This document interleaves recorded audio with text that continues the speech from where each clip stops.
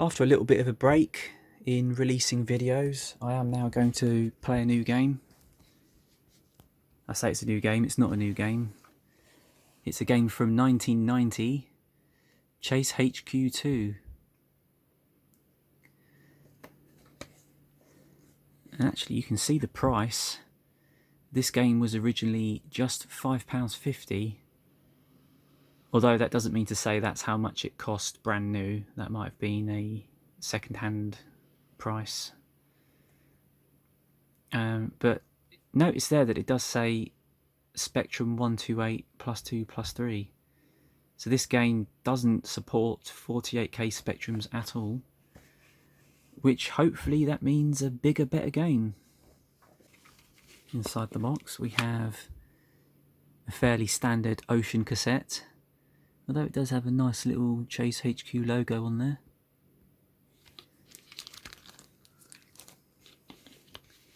And a fairly basic instruction manual, as these releases always do.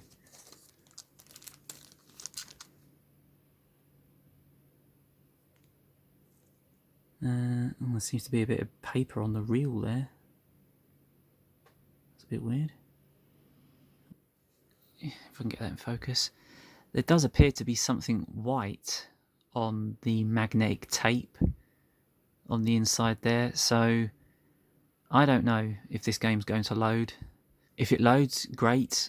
If it doesn't load, then okay, I'll just do a different game for this video. But there you go, here it is.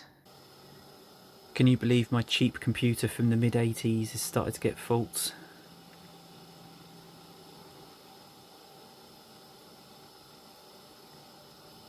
Actually, I do have the option of using RF if it's not going to work very well with SCART, but we're just going to have to see about that. Alright.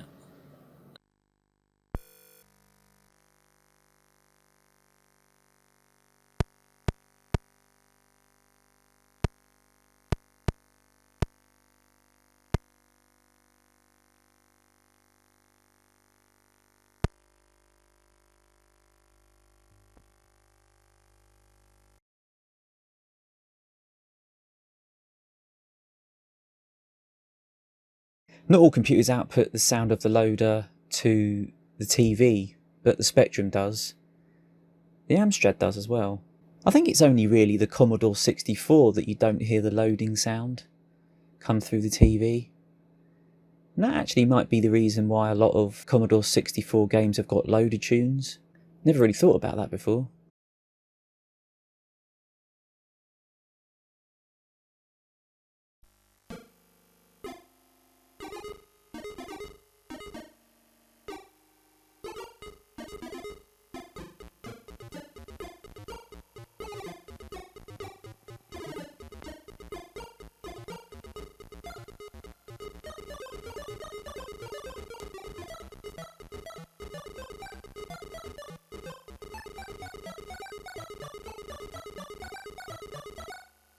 Here's Chase HQ2. The title screen music is not particularly good. Straight into the game, and this woman, I don't think it's Nancy this time. She's just giving you instructions on who to look for.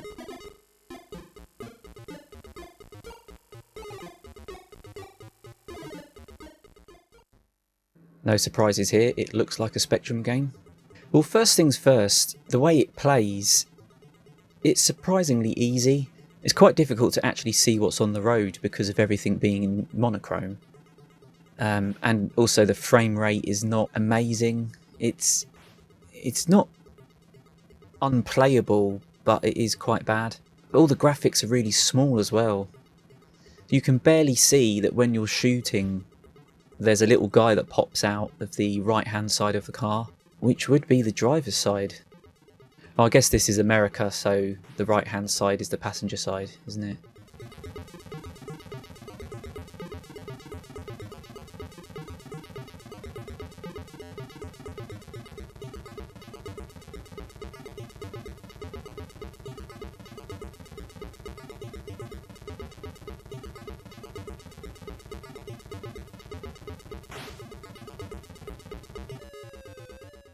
You get 60 seconds to catch up to the criminal, and then a further 60 seconds to smash them off the road. But you get the choice of shooting them as well.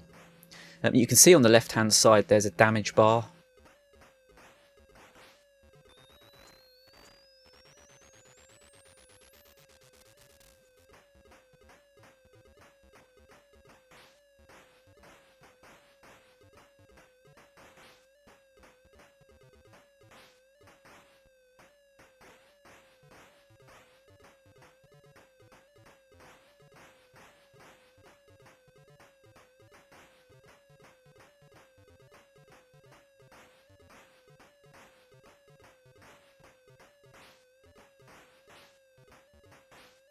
I guess your own car is completely invincible, but you can damage the enemy's car, the criminal's car, and I just about managed it with 1 second to spare, so there we go.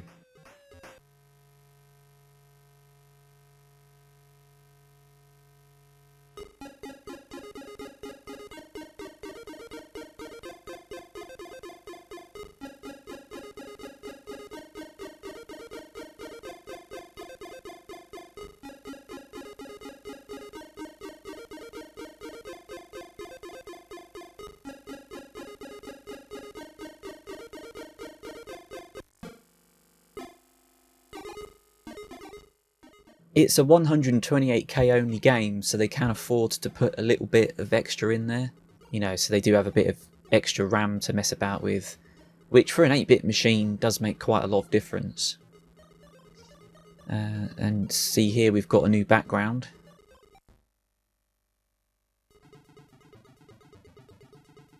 So I should say it's very, very easy in the first section to catch up to the criminal, but then when you get to the criminal it becomes pretty difficult. It is actually quite challenging to shoot the car in time, but I found the more I played it the better I got, which is actually the sign of a good difficulty curve.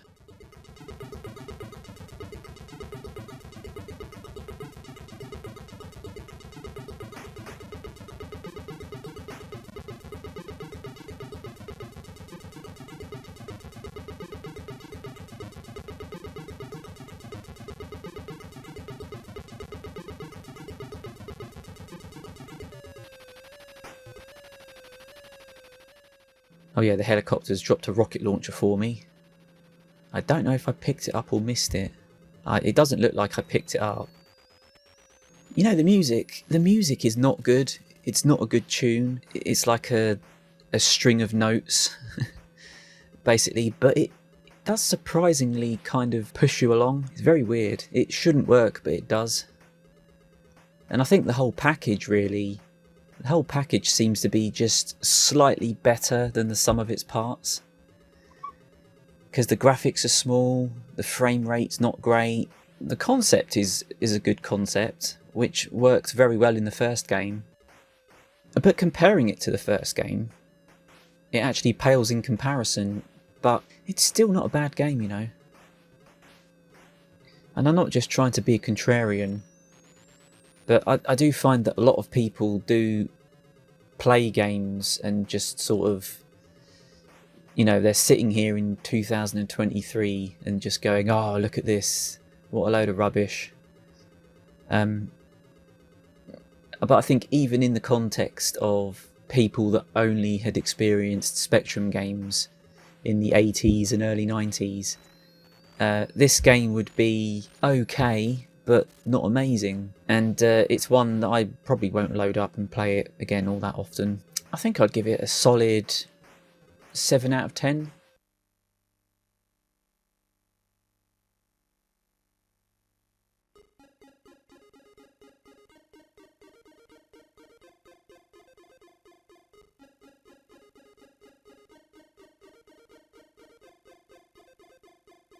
I suppose if the first Chase HQ game wasn't so good, this game would probably seem better.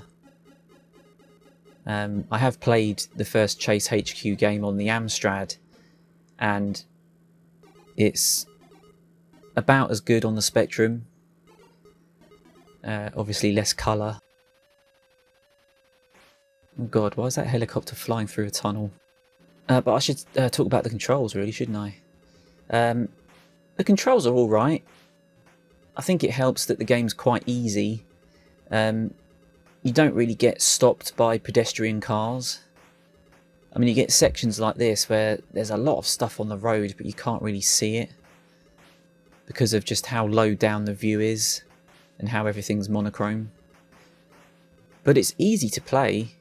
You're not like constantly frustratingly getting into crashes. It is possible to stop the criminal cars in time, so the challenge is not too much.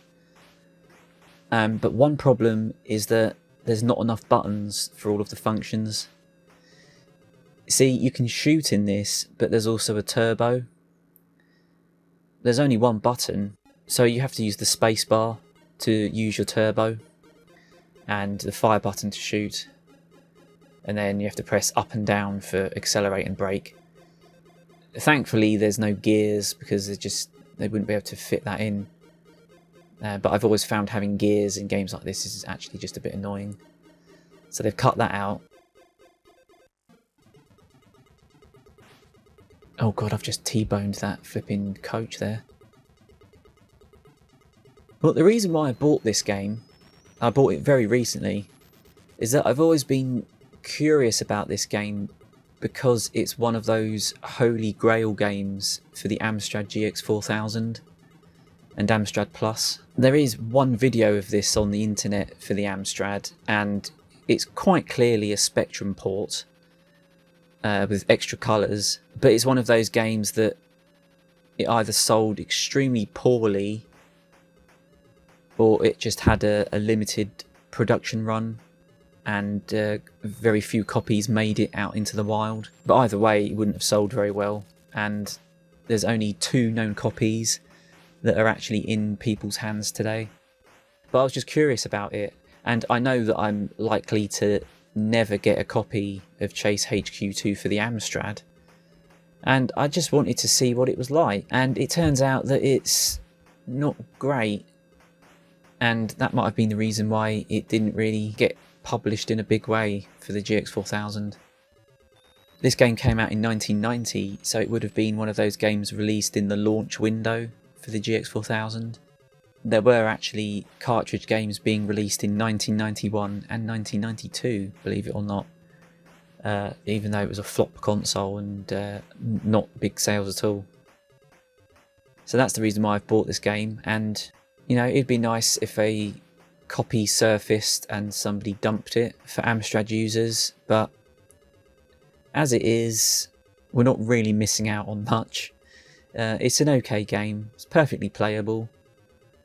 It doesn't really excel in any area, and it's an alright Spectrum game. So there you go.